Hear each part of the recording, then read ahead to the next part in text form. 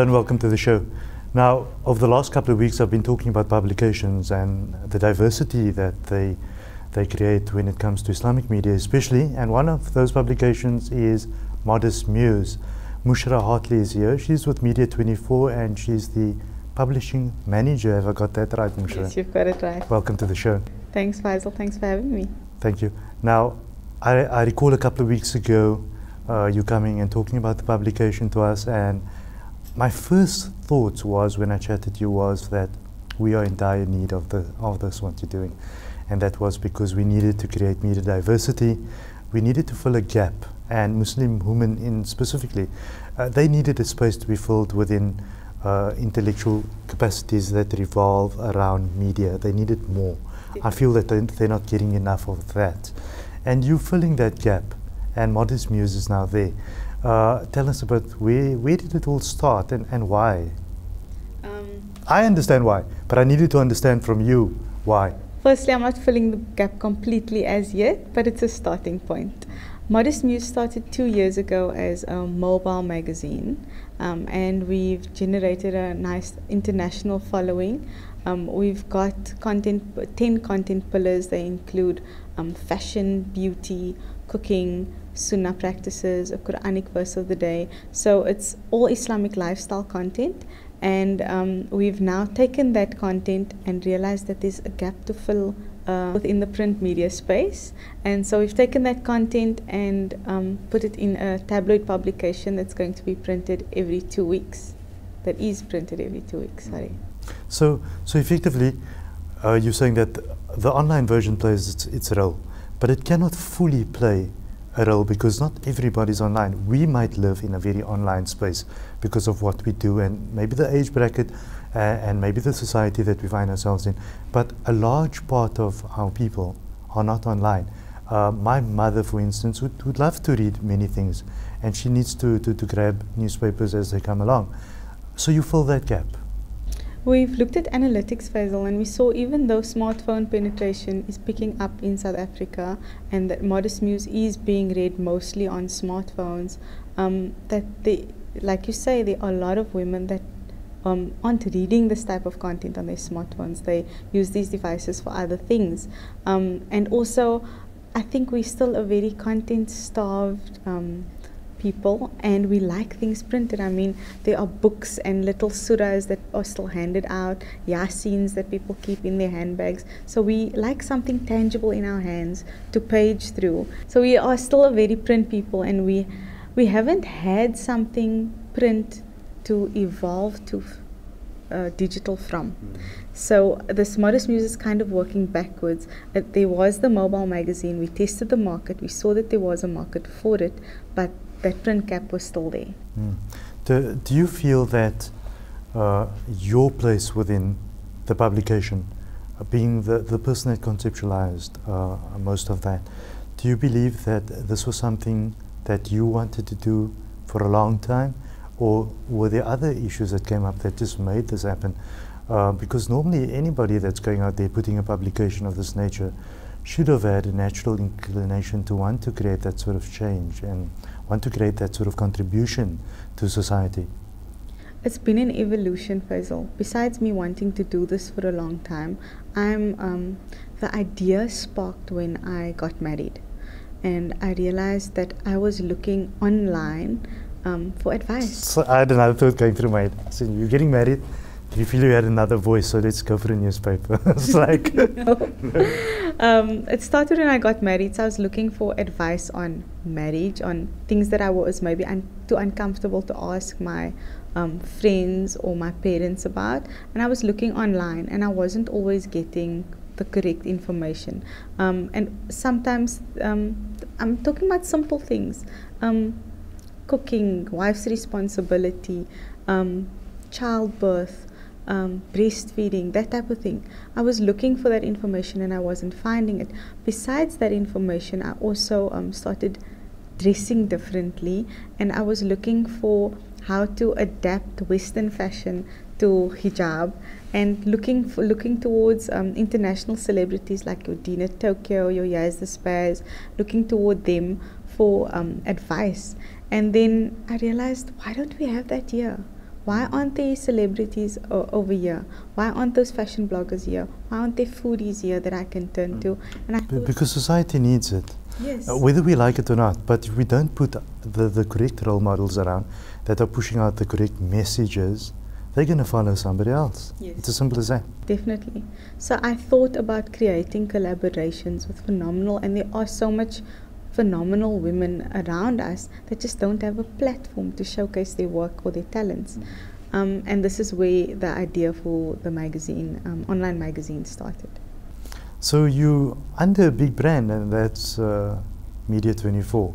And I'm still trying to come to terms with the aspect of all of this. And if I may ask, did you have any challenges with proposing that to Media 24? Because we normally see these media houses and the size that they are, we tend to have issues with regards to many people don't understand Islam, for example. And we have that challenge around the world right now.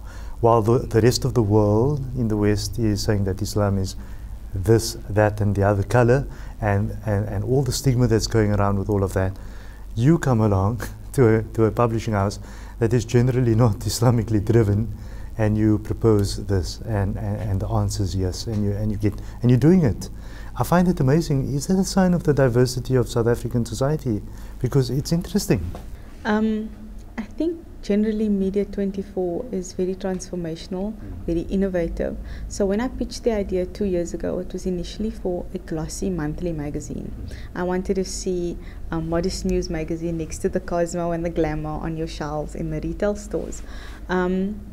We then did some analysis and looked and saw that print publications are declining. Women are buying these magazines less. It's a kind of a luxury item, and they don't commit to buying it every month. So, and we looked at online trends, so we decided to launch this online. But I must say, pitching the idea, on the day it was pitched, the CEO of Media 24 said, "Go ahead and do this, and put your whole heart into it." And 2 years later, we're going to print. So, in terms of challenges, I've only been cheered on and supported.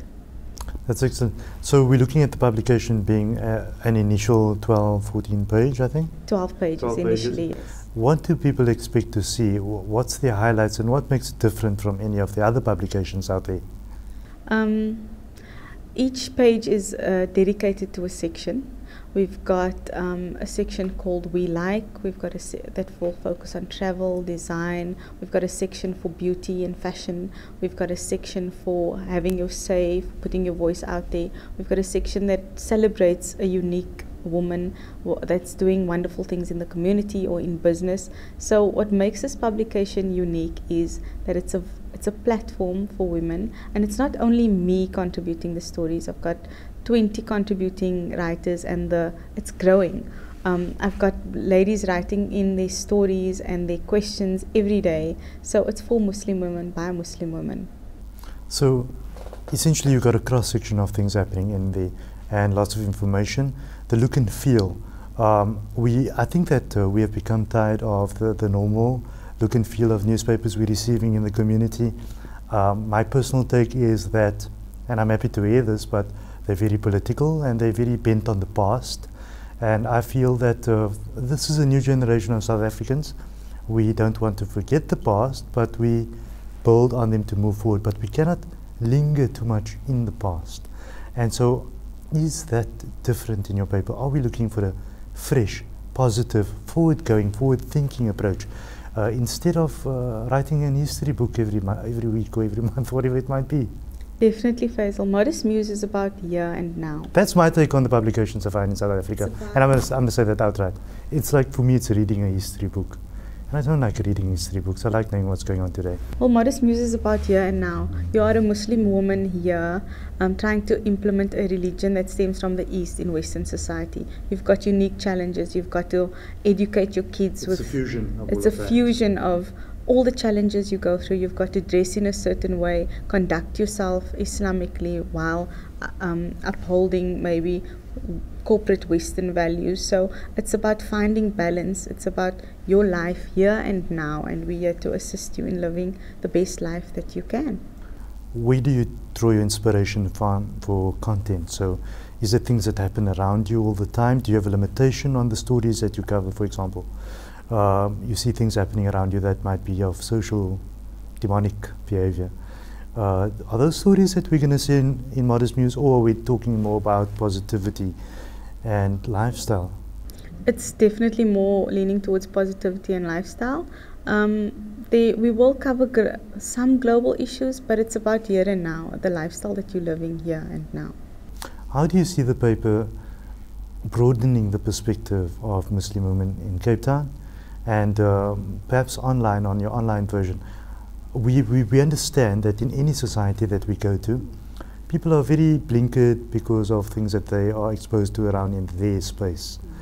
And so when they're exposed to a publication that could show them a little bit about what's happening abroad and that sort of thing, they could open up their perspectives as to different approaches to doing the same thing. Do you see rather the paper playing a role in all of that? The intent is to do that, Faizal. When I go to masjid, I always notice how men greet each other. There's the handshake and the kiss on both, the 3 kisses on the cheeks. Yeah, sometimes when the mosque is busy, you do get a bit dizzy with all of that. Yeah. Now, women, when they come in, they do the salatul, they tahiyatul masjid, and they sit on the one side. They so you guys don't do the same thing? We don't do the same thing. So I've observed that there's, not always, but there's a lack of sense of sisterhood and a lack of sense of celebrating other women. And we go through so many challenges, especially when we get married. We sacrifice a lot. We leave our homes to go into our husbands' homes. And there are these challenges that are unspoken. There are celebrations that are unspoken, sacrifices that are unspoken. So what Modest Muse intends to do is to speak about these and create that sense of sisterhood, to say, you know what, we're all going through the same challenges. Let's be there for each other. Let's celebrate each other. Let's empower each other, give each other a voice, and that pat on the back that's so well needed. I had a look at some of the layouts that you were busy with ahead of publication, and they did look a bit different to me. They did look a bit fresh. They were not what I expected from a normal Islamic publication per se. So I think in my view, you're on the right track, and I hope that goes well on your side. Who inspires you to do what you do? I draw inspiration from many different points. I look at what traditional media is doing, what your magazines, the likes of the Cosmo and the Glamour, and I look at many different publications and see what is inspirational, or what is colorful, or what is amazing to look at, and what would be aesthetically pleasing in a newspaper. This is why this newspaper looks so different to a normal community newspaper. So we see Cape Town specifically starting off. Are there plans to go anywhere else? We know that we have big Muslim female communities around South Africa, especially in the KZN area and perhaps in the Gauteng area, Lenasia, all those kind of places. And they're probably watching the show now, wondering when where they're going to get their coffee. Just to find out that it's not very soon in Johannesburg and in Durban. Do you have plans, and when are those plans coming into place? Definitely, we're looking at within the next 6 months, inshallah. In order to launch in Cape Town and to establish where to distribute and where the places that Muslims frequent, where they reside, we had to do a little bit of a study on Cape Town. So we're busy conducting the same for KZN, Johannesburg and Eastern Cape. And once we have all our ducks in a row, we'll definitely launch in those areas, inshallah. Tell us a bit about the content for the first few editions, some of the stories, some of the people that we might come across in the publication. The content is very real. The people are very unknown. Like I said, this is a platform for everyday women to write their stories. So it's very real. We will cover stuff like postnatal depression, issues in marriage, things that are taboo to be spoken about, like sex, what is okay, what is not. We will cover all issues that women go through that they are too afraid to speak about in company, and the things that they will speak about in company that just need a bit of a louder voice. So what happens with a guy like me now? I see the publication sitting somewhere. I pick that up as a male. Am I going to feel that this is giving me an insight into, oh, let's check what they're up to? Because, the woman normally has all these private meetings where they discuss all kinds of things, and I don't know what seminars you guys have to take over the world and all kinds of things. So is it an insight into all of that, or are there some things for males like myself that says, let me pick this up and see maybe there's something that might interest me? Are there percentages of content for that? Definitely. It's definitely going to give you insights. It's like a male picking up a fashion magazine, giving you insight into what's trending in, in women's interest. But these travel destinations, there are giveaways, that's kind of there are recipes, because I hope the men are cooking at home. There is Q&A and advice that is general, like how do I ensure that I have khushu during my prayer? There's inspiration and advice that's general as well. There's parenting, our home health and family sections, definitely for the males. And for those that aren't married yet, there's loads of content, and it's for everyone. It's what I'm hoping is that Modest Muse reaches the mom and she passes it down to the daughter, and it gets shared, the content gets shared and discussed at home. How do you feel about your responsibility being the publishing manager, noting the fact that when you put information out there and when information is researched and it's synthesized and it eventually gets into actual publication, people in South Africa still believe one thing, and that is, I saw it on TV, I read it in the paper, so therefore I need to do this, that and the other. So whatever we see in the papers and whatever we listen to on TV becomes the truth, and it's real. That's a responsibility for people like yourself. What measures have you put in place, and how do you feel about that to make sure the information that people get is of an authentic nature, and it's of a nature that would develop and evolve them instead? What I've done is to have a large pool of contributing writers. We've got 3 checks in place before the story hits the So there's some level of vetting that goes on. There is, but also the stories are real and they're raw. So if I've got someone writing about how she healed through Dean on postnatal depression, there really can't be a wrong or a right there. It's that person's journey, and it's advising someone on how to get through it, but I'm not dictating to people. I'm just showing them a positive light. Correct, yes. The challenges and the attractions of this world that are there based on different age groups. So what might be challenges for an elderly lady and what she might find attractive out of this world is something different, as opposed to a young lady that might see different things being attractive to her and might find different challenges. How do you put that on the spectrum of the timeline of human development, and how do you incorporate that in your content? I've got my writers age from 18 to 66, so that helps because I get a difference of opinion. I also share articles between the writers and discuss them, and then it's very difficult to find balance because you're not sure exactly how many 16-year-olds versus how many 60-year-olds are going to read the paper, but there are common challenges. So I hope we covered all of them. And of course, I always maintain that when we do anything for television or radio or media, we need to get to a point where there's something for everybody. Yes. And I think if you have this philosophy of let's put something for everybody, and then you should be achieving the ends of where you want to go with that.